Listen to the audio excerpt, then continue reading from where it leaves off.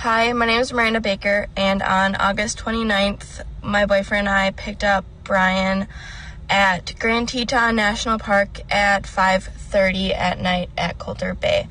I'm hoping this can help someone identify him because I saw him from TikTok, which then made me call the authorities, and my boyfriend and I have been in contact with a bunch of different people to help piece together different parts of this case. But we picked him up at Coulter Bay, like I said, at 5:30.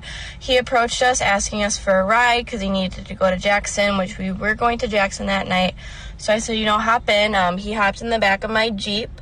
We then, proceeded to make small talk. But before he came in the car, he offered to pay us like $200 to give him a ride, like 10 miles. So that was kind of weird. He then told us he's been camping for multiple days without his fiance. He did say he had a fiance, and that she was working on their social media page back at their van. Then once, in conversation, I brought up, we're going to Jackson. He freaked out. He's like, nope, I need to get out right now. Pull over. So we pulled over at the Jackson Dam, which I don't know if you know Teton Park, but it's not very far from Coulter Bay.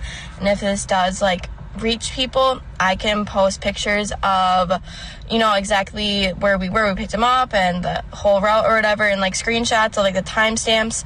We dropped him off at 6:09 p.m. on August 29th.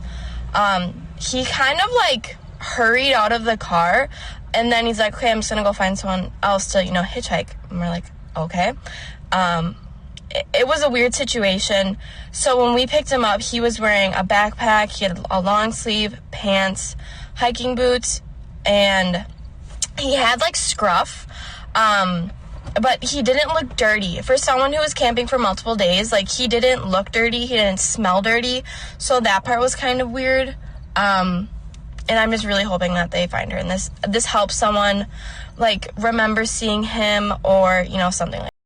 To the parking lot, which was full of people, to continue hitchhiking and look for a ride, because he freaked out when I said Jackson Hole. He said we needed to pull over, even though Jackson and Jackson Hole are the same thing. It's the same town itself. This is the text I sent to my mom at 6:09, right when he got out of the car, saying I was okay because she was freaking out. This is at the park, or at the pickup location, and we were taking a shower. We then walked across, and our car was parked on the left side of the picture, and he talked to us right in the middle. And he was talking to my boyfriend the entire time, but I was the one actually talking, and he was not frantic, and he was very nice, very polite to us. To clarify a few things that people were confused on still, when he asked for a ride, he has to go to Jackson, which, if you're familiar with the area, a lot of people call Jackson Hole Jackson.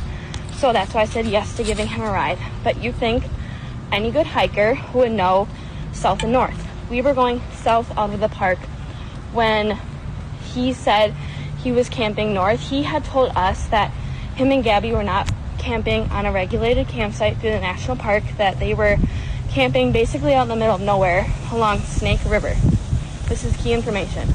He said that he had hiked for days along Snake River, but when looking at his backpack, it wasn't full, and he said all he had was a tarp to sleep on, which you think if you're going camping for days on end, you'd want food and a tent, and he had none of that. And like I said, he looked clean and didn't smell bad. To clarify,